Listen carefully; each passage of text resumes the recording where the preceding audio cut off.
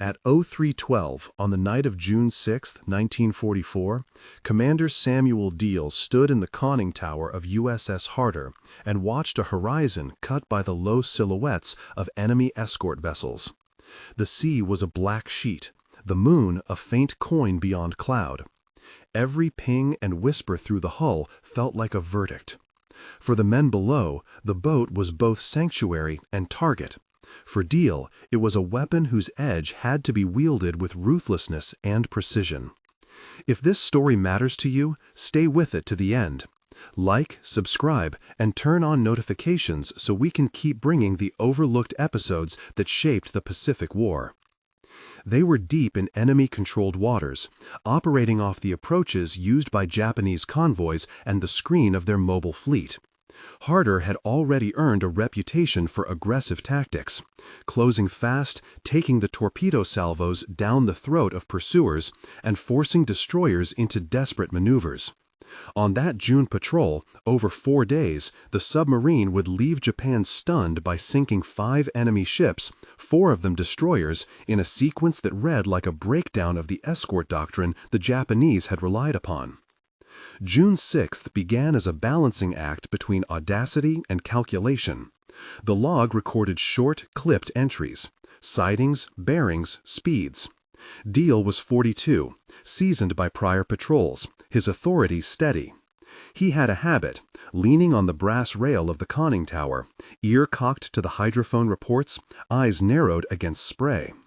His crew trusted him because he turned decisions into actions and actions into results. The radio man relayed intercepted chatter. Lookouts reported wakes. Sonar operators counted the beats of propellers. Harter's captain chose angles and moments the chart could not convey. The first significant contact that night was a trio of destroyers screening a convoy. Deal did not wait for the perfect shot. He used the night as cover and the enemy's formation as a weapon against itself. Harter slipped into periscope depth and sent 2 torpedoes into the flank of the nearest escort. In the dark, the explosions were quick blots of orange that folded into the black. One destroyer, later confirmed as Minazuki, rolled and sank amid a scatter of flotsam and a transient oil slick. The others turned, frantic and loud, with searchlights and depth charge detonations that shook the hull and scattered men into icy wake. Those hours were a study in controlled violence. Depth charges detonated overhead in sequences that felt like a countdown. Each concussion testing the integrity of valves, rivets, the nerves of men who had accepted that each patrol might be their last. Below decks, the air tasted of diesel and fear and the metallic tang of adrenaline. Sailors whispered the names of loved ones and of ships they had sailed with. Some prayed. Others checked weapons with mechanical calm. Deal moved along the passageways, short, crisp orders, inspections that were both reassurance and command. The first significant contact that night was a trio of destroyers screening a convoy. Deal did not wait for the perfect shot. He used the night as cover and the enemy's formation as a weapon against itself. Harter slipped into periscope depth and sent 2 torpedoes into the flank of the nearest escort. In the dark, the explosions were quick blots of orange that folded into the black. One destroyer, later confirmed as Minazuki, rolled and sank amid a scatter of flotsam and a transient oil slick. The others turned, frantic and loud, with searchlights and depth charge detonations that shook the hull and scattered men into icy wake. Those hours were a study in controlled violence. Depth charges detonated overhead in sequences that felt like a countdown. Each concussion testing the integrity of valves, rivets, the nerves of men who had accepted that each patrol might be their last. Below decks, the air tasted of diesel and fear and the metallic tang of adrenaline. Sailors whispered the names of loved ones and of ships they had sailed with. Some prayed. Others checked weapons with mechanical calm. Deal moved along the passageways, short, crisp orders, inspections that were both reassurance and command. He understood the contours of risk. He also understood that hesitation meant death. June 7 brought another opportunity. Harter surfaced at dusk to charge batteries. Routine risk compounded by the proximity of enemy patrols. The gunners on the destroyer screens were trained to detect silhouettes, and yet Deal's timing was impeccable. The submarine had mastered a style of attack that risked exposure for decisive effect. Speed into contact, deliver torpedoes at close range to assure hits, then retreat under the confusing cover of smoke and counterattack. That night, Hayanami became a name added to a tally that would soon scare admirals. Each sinking was not an isolated act, but a tactical argument. By neutralizing escorts, Harter did more than remove individual ships. She stripped layers of protection from convoys and forced fleet commanders to reconsider patrol patterns. Word of a submarine that could close with a destroyer and win spread through radio rooms and admiralty cables like a cold wind. Japanese escorts began to behave differently. More cautious, more dispersed, what should have been routine coverage became fraught. Deal's crews understood the arithmetic. One less destroyer meant gaps in the screen. Gaps in the screen meant vulnerability for larger units. On June 8, Harter pressed the advantage. A well-placed attack on another escort, Tanikaze, culminated in the destroyer's loss. The engagement sequence read in quick, clinical steps. Approach under thermal layers to complicate sonar contact, fire 2 torpedoes at the flank, turn away on emergency back, go deep and ride the shock of countercharges. The hull shuddered under the weight of near misses. Instruments flickered. A light bulb blew loose in the wardroom and rattled like a tiny bell of fate. Men who had been boys 2 years earlier had become technicians of survival, adjusting depth, filling voids, listening for the faintest metallic groan that would indicate catastrophic failure. These were not glamorous victories. The aftermath on the water was a flat, indifferent scene. A slick where a ship had been, pieces of deck gear bobbing like flotsam, the distant mechanical calls of planes and patrols. Back in Frentmal and other Allied ports, messages routed through codebreakers and intelligence officers began to correlate Harter's patrol reports with Japanese rearguard confusion. The submarine's actions were tactical facts that turned into strategic consequences when aggregated with other pressures bearing on Japanese command decisions. By June 9, Harter had completed the most spectacular sequence of the patrol. 4 destroyers lost in 4 days. Minazuki, Hayanami, Tanikaze, and another escort whose name appeared in the patrol report. A 5th vessel, a smaller target confirmed in the logs, had been sunk in the same window, bringing the count to 5 ships in 4 days. Historians later emphasized that it was this concentrated blow against escort strength that did more than win a tally in a captain's log. It precipitated a ripple. Japanese formations shifted their timetable, their screens thinned or realigned, and commanders in Tokyo and in the field were forced to make hard choices about the deployment and timing of mobile units. Most consequentially, the loss and attrition of escorts created anxieties that contributed materially to the early movement of the Japanese mobile fleet away from Tawi-Tawi, movement that rippled into the timing and disposition of forces that would clash in the Battle of the Philippine Sea. Deal's men paid attention to these strategic threads as soldiers sometimes do, recognizing, without sentimentality, that tactical successes had costs. The patrol consumed torpedoes and fuel. Each engagement left a mark on a hull that could not be seen from a distance. Sailors grew paler, hands more sure, voices tighter. They wrote letters when they could, tended to the boat in quiet hours, performed maintenance with obsessive care. A petty officer polished torpedo tubes until the brass gleamed. A cook baked a protected pan of cornbread and left it to cool in the galley for the crew's return. There were small consolations that did not erase the grit of living with death as a daily possibility. The Japanese responses were professional and grim. Escort captains brought seasoned seamanship to their hunt for the unseen fish beneath the waves. Their depth charges were sent in patterns meant to bracket and crush. Harter survived by exploiting thermal layers, by patient listening, and by quick, fatal thrusts at the enemy. Intercepted messages, later decoded, show a pattern of alarming reports. Screens broken, convoys delayed, admirals requesting reinforcements. For the U.S. Navy, these were signals that submarines were achieving the asymmetric effects planners had hoped for, forcing a better-equipped adversary to squander assets in defensive recalibration. There was moral gravity to the exercise. Deal knew that each sinking meant sailors gone from their lives, families without heads of household, widows and children who would absorb the impact in ways that this patrol could not foresee or rectify. After the patrol, when Harter returned to base, the crew held brief, private memorials for the Japanese seamen they had sent to the bottom. These were not ceremonies of triumph. They were acknowledgments of shared maritime peril, of a human cost that outlived the tactical ones. In the months and years to come, those losses would be folded into lists, into names on plaques, into the larger ledger of the war. The success of early June did not make Harter invulnerable. Submarine warfare is cyclical. A boat can take risks and win, but it also invites countermeasures that evolve. Harter went out again. On August 24, in a different sector, the boat met a fate as absolute as any hazard at sea. Escort vessels CD-22 and PB-102 engaged Harter in sustained anti-submarine action.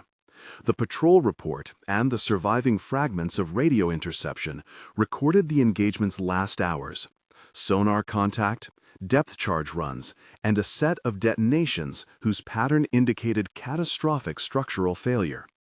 The submarine's hull imploded. The shockwaves did not spare the men inside. There were no survivors. The boat and her complement, 79 men, were lost. What followed was a combination of grief and institutional reckoning. For the families and the Navy, the loss was personal and organizational. On March 27, 1946, Commander Samuel Deal was awarded a posthumous Medal of Honor, presented to his widow in a ceremony that recognized gallant leadership and tactical daring.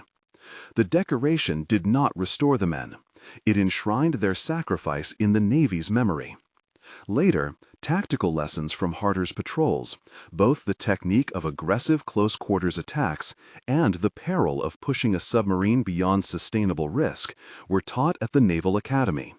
The boat's daring became case studies in audacity and in the calculus of acceptable losses. Decades passed.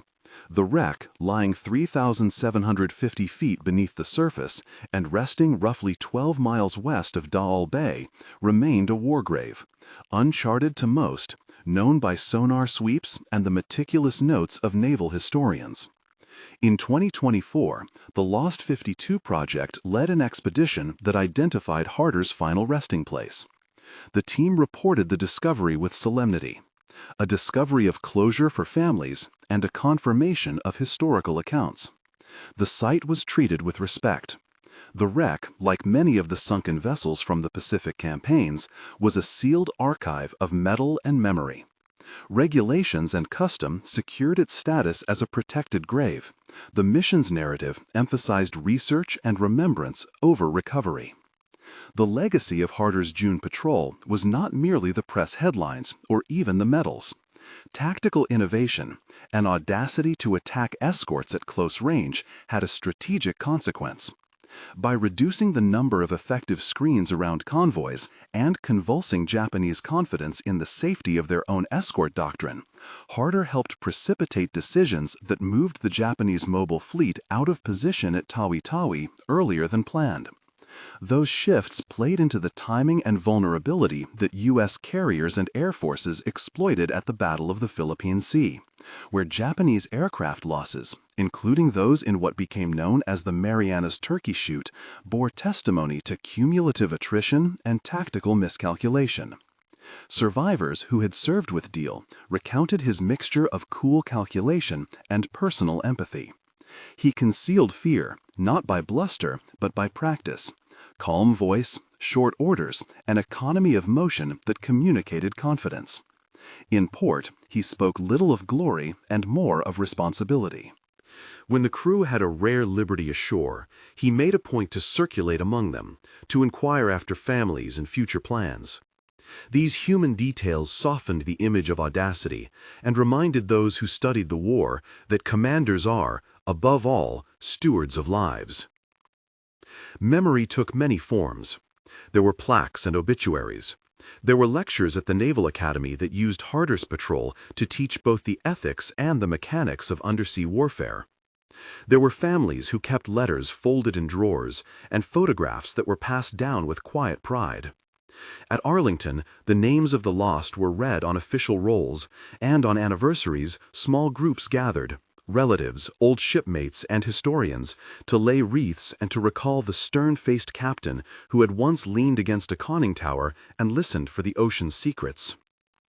For students of naval history, Harter's campaign is a lesson in how local initiative can have outsized strategic effect. It is a study in the risks of aggressive doctrine and its rewards. It is also a reminder that behind tactical charts and logs, there are human lives, abrupt endings, and families that recalibrated futures around sudden absences. In the end, the sea kept Harter close. The wreck's discovery in 2024 did not change the facts of the patrol. It confirmed them and gave a tangible point for remembrance. The Navy insisted, and researchers echoed, that the site remain inviolate, a grave and a lesson. The boat's story continued to be taught, not to glorify loss, but to understand it. The price paid for shaping a battle's outcome, the decisions that turn a captain into a steward of others' lives, and the ways in which small units can influence grand strategy. If you took something from this recounting, if you felt the weight of that midnight conning tower, the clatter of depth charges, or the hush of a memorial at Arlington, consider honoring those memories. Like this video, share it with someone who cares about forgotten courses of the war. Subscribe to follow more deep dives into naval history. Leave a comment telling us where you're watching from, or if you have a family connection to these events, and give a like to help others discover this story. Thank you for honoring the men of Harter and honoring history. Beyond plaques and lectures, the uncovering of Harter's hull opened quieter doors. Correspondence that had lain unopened for decades. The slow unraveling of small private histories that the war had braided into public memory. Within weeks of the Lost 52 announcement, boxes of letters, some brittle at the folds, some written in ink that had browned but not failed, began to surface from attics and bank safety deposit boxes across 3 continents. Descendants who had never spoken to one another now exchanged scanned pages and photographs, comparing dates and patch insignias, piecing together who had shared birth and mess, who had written last to a mother or a sweetheart. A recurring motif in those letters was the same pragmatic tenderness described by men who had served under Deal. Practical questions about how to steward pay, spare boots, or an extra blanket. Small admonitions to marry after the war if it seemed time. The occasional sentence that read like a single-breath prayer. "If I do not come back," one petty officer wrote, "tell Mary that I am proud to have been near such brave fellows." Such phrases gave historians and families a rhythm for remembering, less the abstract calculus of strategy than the quotidian stakes of lives led at sea. The images sent back from the remotely operated vehicles added another, more formal layer to remembrance. Engineers published mosaics of the hull plates and close-ups of stenciled markings along the casing, service numbers and maintenance inscriptions that matched entries in deck logs. The periscope housing, bent in a way consistent with an impact and rapid submergence, corroborated surviving accounts of depth charging and loss of depth control. Where corrosion had yielded to salt and time, the camera found an almost altar-like clarity, a chapel of steel scarred by battle, yet arranged, by chance, as if in formation. In one frame, a faded shoe lay half buried in silt near the torpedo room, a quiet testament that even machinery carried personal traces. Legal and ethical questions followed the technical verification. U.S. law, international convention, and the customs of maritime disciplines converged on the same principle. Harter was a grave, not a museum. The Lost 52 project, the Navy, and international partners agreed that the mission's next phases would be strictly documentary. Photographs, 3D mapping, and non-invasive environmental sampling were to be the extent of intervention. When family members asked privately if any artifact could ever be returned to shore for conservation and display, officials replied with a practiced sorrow. Only under an explicit grant of permission could anything be removed, and such grants were rare, weighed against the duty to preserve final resting places and the rights of the dead. Among scholars, the discovery renewed debates about command and doctrine in the Pacific. Some argued that Harter's aggressive seamanship, its willingness to press attacks within what contemporary doctrine called close escort radius, had been an essential adaptation to a theater defined by vast spaces and fleeting targets. Others cautioned that audacity could tip into recklessness when applied without adequate intelligence or without contingency for counterattack. Papers published in naval journals dissected the June Control's radio silence, the timing of depth charge patterns reported by survivors of passing ships, and the decision cycles that placed small submarines onto the routes of heavily escorted convoys. Veterans' memoirs and oral histories augmented those technical studies. One account, recorded in the late 1980s, described a watch rotation during that patrol. Men taking turns at the periscope in the brittle blue hours before dawn, smoking hand-rolled cigarettes and whispering about baseball and back-home taverns. Another survivor, by then a quiet shipyard foreman, spoke of how Deal had insisted on flat, unvarnished briefings before action. No rhetoric, only the operational picture and what each man was expected to do. He wanted less emotion and more preparation, the man said. That steadied us. Not everyone sees that as compassion, but it was. A captain who prepared his men so they could survive. Memorialization took both public and private forms. At the Submarine Force Museum, naval historians revised displays to include interactive maps that placed Harter's patrol in the wider choreography of the Marianas Campaign. Lectures at the Academy began to use Harter as a case study in moral calculus. How commanders balance mission with lives, how initiative can shape larger outcomes, and how failure in judgment can carry irreversible cost. In small towns, veteran organizations organized readings of letters and folded flags were passed to grandchildren under low lights. An annual observance, modest and personal, developed among relatives who had never met face to face. A day in June when unmarked graves were tended, candles were set out on porches, and a single bell was rung at dawn. The technological ripple from the case was more subtle. Sonar technicians and underwater archaeologists used data from the Harter site to refine models of hull collapse over time, improving predictive tools for locating other U-boat and submersible wrecks in deep waters. Conservation scientists studied the microbial communities clinging to the wreck, organisms that both ate and preserved metal, offering insight into corrosion that might inform preservation efforts for ships intentionally raised in friendlier settings. Those scientific offshoots were respectful inheritances, knowledge aimed at understanding and preventing the types of loss that had claimed Harter's crew. Public engagement traced familiar contours of fascination, guilt, and duty. Podcast episodes and documentaries revisited the patrol with renewed appetite, mixing forensic detail with family testimony. Listeners wrote in with notes, corrections, minor disputes over dates, photographs from a great-uncle who had once served on a destroyer escort that crossed paths with Harter's flotilla. Social media, always an imperfect venue for remembrance, sometimes offered thoughtful exchanges, but it also risked commodifying grief. Historians on forums urged courtesy and restraint, reminding commentators that behind every hull number there were descendants who still felt the loss of a voice at the dinner table. Not all commemoration was retrospective. Some initiatives sought to channel memory into present service. Scholarships were established in the names of lost petty officers, targeted at students pursuing naval architecture or ocean engineering. A small program paired naval cadets with families for oral history projects, giving young sailors a chance to learn stewardship in the company of those who carried personal memory. In classrooms, teachers used the story to teach statistical literacy and historical empathy, Students calculated convoy attrition rates, then mapped family trees to understand how a single patrol could alter a community's demographic arc. Yet, memory is rarely neat.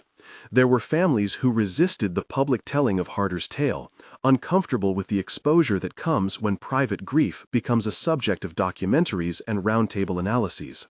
Some descendants preferred silence, an absent presence that they did not wish to translate into plaques or podcasts. Historians learned to listen. Public history works best when it honors not only the curiosity of the many, but the wishes of those whose loved ones are at the story's center. For the Navy itself, Harter's legacy settled into doctrine and ritual alike.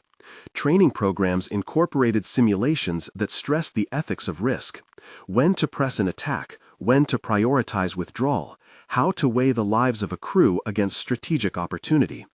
Ceremonies at sea echoed the lessons learned: moments of silence during fleet reviews, the careful reading of names at reunions, the ritual transfer of a folded flag to a family representative.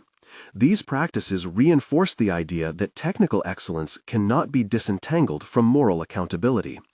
In the end, Harter's story resisted tidy moralizing.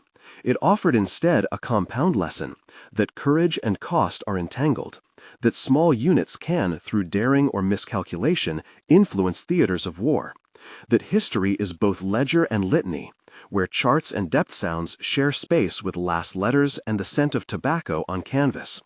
The wreck itself lay mute and magnificent beneath Danal Bay, a sealed ledger of strategy and sacrifice. Above, families carried their private versions of the story, kept in drawers, read aloud at kitchens, whispered to new generations. Below, sand and current kept the boat near and still, a place that would not be plundered, only remembered. If the Harter lesson persisted in classrooms and at sea, it did so because remembrance changes behavior. Policy adjusts, training deepens, and people choose whether to let bravery harden into hazy romance or to make it a prompt for responsibility. The men who'd listened for the ocean's secrets, who'd trusted a captain's short orders and judgment, were now honored in maps and letters and quiet wreaths. Their absence continued to alter lives, and through careful study and respectful commemoration, their story found a form that both acknowledged the cost and pressed the living to learn from it. As researchers continued to sift archives and as families negotiated the pace of public remembrance, one thing remained clear: the sea, which had kept Harter for so many years, had also preserved a lesson. It was a lesson about limits and leadership, about the human face behind tactical charts, and about the weight of decisions made in the compressed, high-stakes hours of war. That lesson, like the hull on the ocean floor, demanded respect. Lessons to be taught, hearts to be tended, and a history kept honest by those who would steward it. When the petition reached the Navy's historical office, it arrived not as a demand, but as a braided cord of motives: scientific curiosity, professional duty, family longing, and the possibility of a story that would finally render the silent hull legible. The petitioners were led by Dr. Miriam Cole, a marine archaeologist whose work on warship wrecks had earned both praise and quiet reproach. Praise for the care with which she documented remains, reproach from those who held wrecks as graves rather than objects of study. Behind her, representing the fleet, stood Lieutenant Samuel Alvarez, who had been assigned to liaise with descendants and scholars. At his shoulder moved a younger officer from training, a man who remembered the Harter lessons from classrooms and wanted to see doctrine tested against history's bones. And in the chairs in the back row were Harterkin, some with notebooks and dried photographs, others with nothing but a stubborn silence. The proposal was modest in technical language: a non-intrusive survey using remote-operated vehicles and acoustic mapping, followed by in-situ conservation and/or, if families wished, careful recovery of personal effects for return to descendants.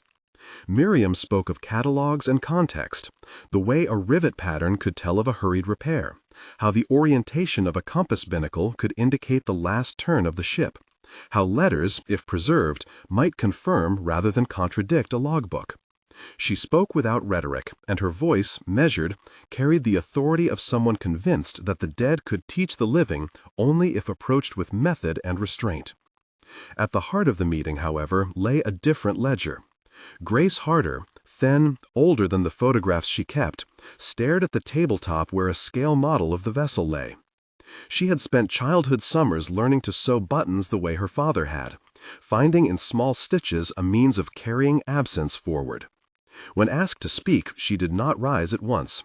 Her words, when they came, had the syntax of memory, short clauses stitched with long silences. "My father's things were never a museum in our house," she said. "They were a way of lighting a lamp in the evening. If you bring them out, they will be exposed to eyes that don't know how to handle them." Others spoke in counterpoint. The proposal was modest in technical language.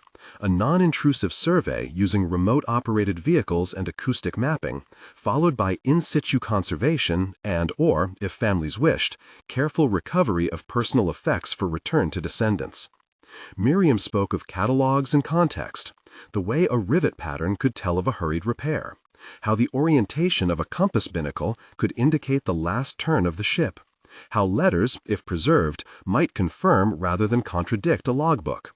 She spoke without rhetoric, and her voice, measured, carried the authority of someone convinced that the dead could teach the living only if approached with method and restraint. At the heart of the meeting, however, lay a different ledger. Grace Harter, thin, older than the photographs she kept, stared at the tabletop where a scale model of the vessel lay. She had spent childhood summers learning to sew buttons the way her father had, finding in small stitches a means of carrying absence forward. When asked to speak, she did not rise at once. Her words, when they came, had the syntax of memory, short clauses stitched with long silences. "My father's things were never a museum in our house," she said. "They were a way of lighting a lamp in the evening. If you bring them out, they will be exposed to eyes that don't know how to handle them." Others spoke in counterpoint. A middle-aged man whose surname linked him, by accident of marriage, to a petty officer who'd survived that same patrol argued for publication. Truth, he said, cleansed the past. A younger descendant, an architecture student, wanted the ship studied as a problem in structural history. A cousin, who had once given testimony at a congressional hearing and who now kept to herself, demanded silence and privacy. For her, opening the hull felt like opening a wound at the kitchen table. The committee resolved on a narrow middle course: proceed with survey, but with a governance charter. Families who wanted to remain private could opt out. Artifacts would be documented in high resolution, then sealed and stored without public disclosure until descendants reached a decision. An advisory board, including family representatives, would vet every release. The resolution was imperfect. It pleased no one fully. But it was itself a lesson, an application of the Harter dictum that action must be measured against consequence. The ROVs moved like slow, deliberate thoughts across the wreck. Miriam watched live feeds in a dimmed van offshore while sonar rendered the hull in blue-gray tesserae. The ship lay keel up on a slope, its bow softened by silt, its stern crumpled where a violent encounter had taken more than steel. Barnacles clustered along the nameplate. Letters, when brightened, still attached. H-A-R-T, like a line delivered across time. The camera found the wheelhouse first, a tangle of plate and glass, a coffee cup preserved in negative, an enameled badge whose mica catch shone like a small, private sun. They found personal objects, gloves that had almost become one with sediments, a photograph sealed in a frame of silt. When the ROV's manipulator brushed away grit, a locket came free and swung in the current, revealing a portrait the size of a thumbnail. A cheer rose in the van, hesitant and awkward, as if joy at the find needed permission from the dead. The image was a woman's face, smiling in a way that made the ship above them both a machine and a life. The locket's hinge, brittle with age, refused the gentleness of Miriam. Miriam paused the feed. "We stop here," she said. "We record. We do not retrieve until the families decide." News of the locket's image leaked, no one could say how, and the public response sharpened the debate. A filmmaker proposed a documentary that would track the survey and consult historians and descendants alike. Campaigners for maritime heritage demanded that the artifacts be shared with the nation. Some online commenters, quick to sculpt heroes and villains, urged immediate recovery and exhibition. The families, wherever they stood along the spectrum, found themselves with press contacts at their doors. Those who had insisted on privacy discovered that silence, like any other moral posture, requires active defense in a media-soaked world.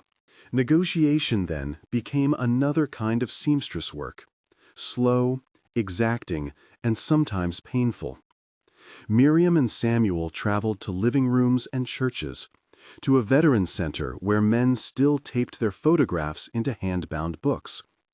They listened to objections that were not merely personal, but theological, aesthetic, and ethical. One aunt spoke about graves and commandments. A pastor spoke about memory as an act of stewardship, to remember in ways that honor, not objectify, the dead. An archivist counseled about provenance and custodial responsibility. The advisory board met under a hot afternoon sun and agreed on rules that were, if unwieldy, humane. No public release without majority family consent. Digital facsimiles offered with contextual narration rather than sensational framing. Access for researchers under a strict code, and an explicit pledge that the wreck itself would be legally protected from salvage. Gradually, an uneasy trust formed. The filmmaker withdrew explicit plans for a sensational reveal and agreed to record process, not prize. The news outlets that had sniffed for spectacle found steadier stories in the slow labor of archival corroboration. A sea log that matched a survivor's later testimony. A muster roll that corrected errors in a decades-old memorial plaque. A letter never sent that confirmed a captain had feared not cowardice, but calculus. That is, the arithmetic of lives against orders. Public conversation shifted from discovery to responsibility. The lesson Harter had imparted in wartime, there are limits to what a single command should command, was being reenacted in peacetime, but in a different theater. Institutions, descendants, and historians negotiating the ethics of exposure. On a gray morning toward the end of the survey, Grace asked to be taken to the shoreline nearest the wreck. The sea there was the color of weather turned inward. She held the locket in a box lined with tissue, its glass intact, though its hinge was not. She did not ask to open it. She knelt on a rock, as she had once knelt beside her father in a small garden, and let the wind take the scent of salt and old tobacco. Around her, others stood quiet. Not all of them understood the motive for the silence she chose, but they understood its seriousness. "You could let the world see her," the filmmaker said softly, his voice steadier than it had been when he had first proposed a cinematic arc. "There are people who will be moved." Grace's answer was not a refusal nor a concession. It was a restatement of a different ethic. "He gave a measure," she said. "I will not let grief become spectacle. But I will let truth be known, slowly and only where it does no harm." She lifted the locket for a moment, as if offering the tiny face to the horizon, then slid it back into its tissue. "Do what you must to learn, but leave the sea to hold what only the sea should keep." The decision that followed was not a dramatic apotheosis, but a bundling of smaller commitments. A digital exhibition that used the ROV footage to teach navigation and ethics. A restricted archive where descendants could request physical retrieval under strict conditions. An ongoing training module in naval schools that used Harter's case as a classroom for moral calculus. The wreck remained in place, its keel grimed, its letters dim but legible. Students would come and map its scars, families would sometimes visit the shore and recite names.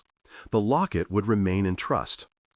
In the end, the settlement mirrored the ship's condition: partial revelation, careful preservation, and a continuing ache that would not be domesticated by explanation. The Harter story lived on, not as a single verdict, but as a practice. one that asked each generation to consider what ought to be exposed and what ought to remain the sea's jurisdiction. As the survey gear was packed and the vans pulled away, Miriam stood on the deck with Samuel and watched the horizon turn pale. "We borrowed a little knowledge and gave back a promise," she said. Samuel nodded. He thought of the training lessons and the quiet revisions to doctrine that would still be argued over in lecture halls. He thought of the men who had trusted orders and the families who had inherited the consequences. The conversation about Harter would continue. Historians would write, teachers would assign, grandchildren would ask. But for that day, the air felt as if it had been recalibrated. Less triumphant, more careful. Grace, meanwhile, walked home with the locket in her pocket and the sea at her back. The hull's name sunk beneath layers of silt, but not beneath the reach of thought. She had not desired a clean moral. She wanted instead the residual of responsibility, an injunction to those who command and to those who remember, that courage must be weighed beside cost, that reverence should temper curiosity, and that memory, like seamanship, requires both skill and restraint. The Bay took the ship and kept it. The living took the lesson and, imperfectly, pledged themselves to obey it.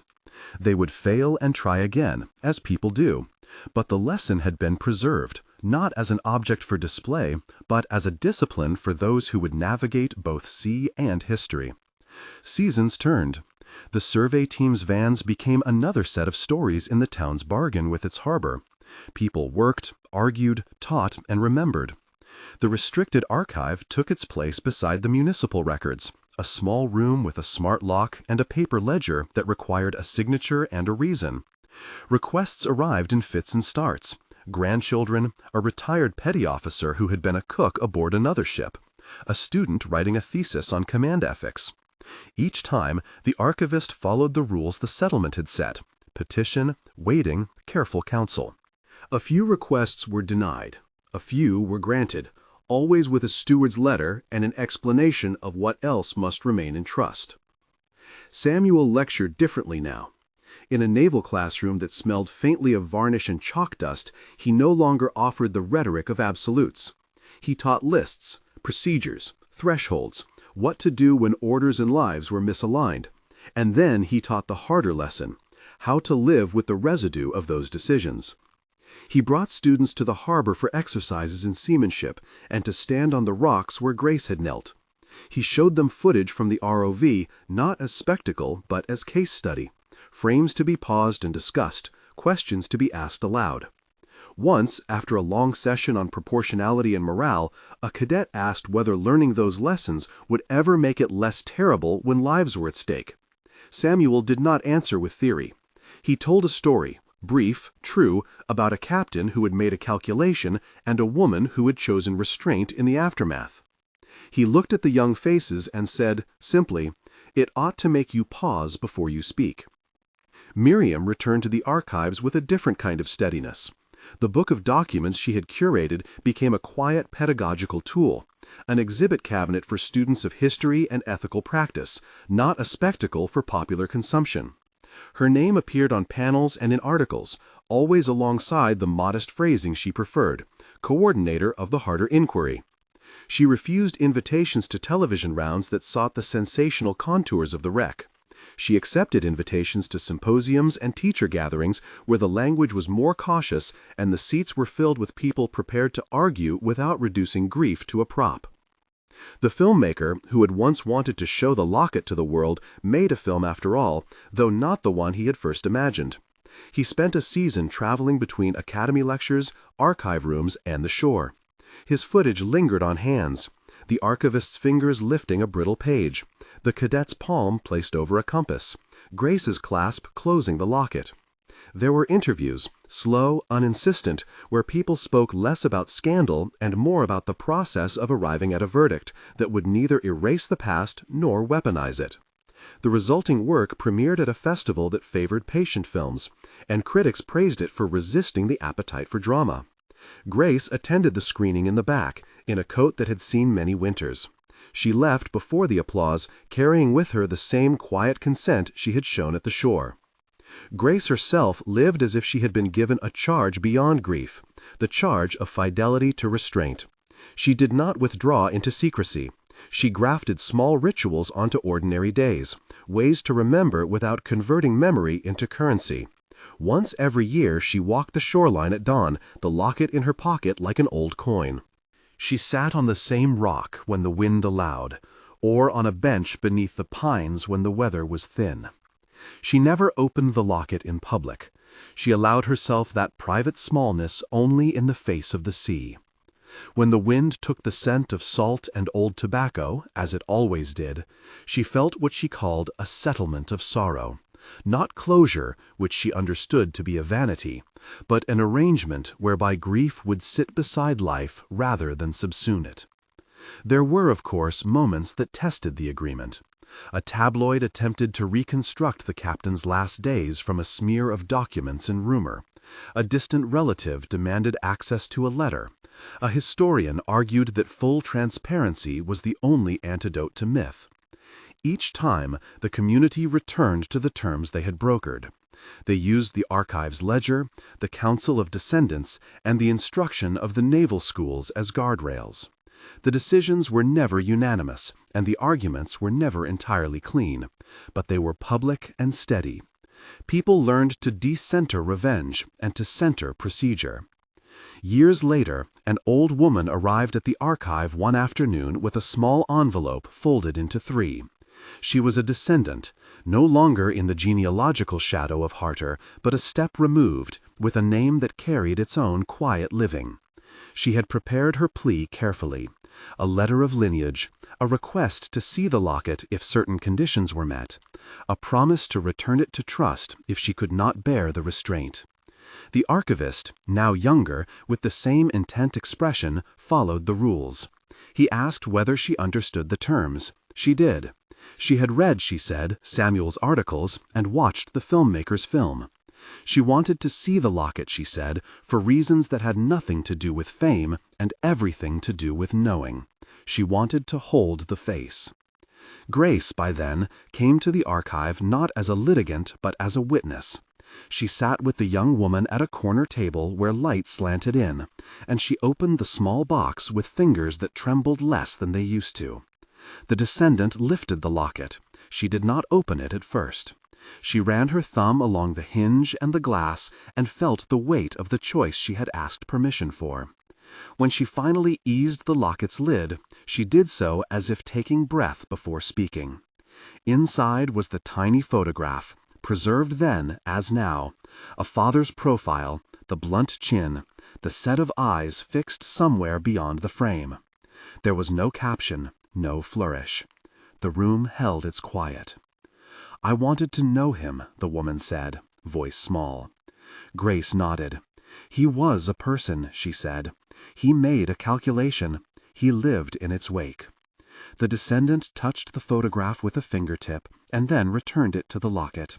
She signed the ledger as the rules required and left with the locket in a sealed envelope, not as trophy, but as found object.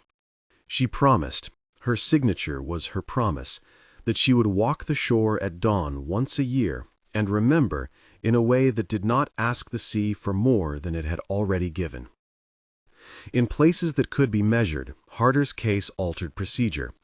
Training manuals adopted sections on moral arithmetic and the necessity of counsel. Officers were encouraged to consult not solely the chain of command, but also competing voices under pressure. Some legal precedents shifted, and a handful of courts cited the inquiry's emphasis on proportionality when adjudicating contested orders.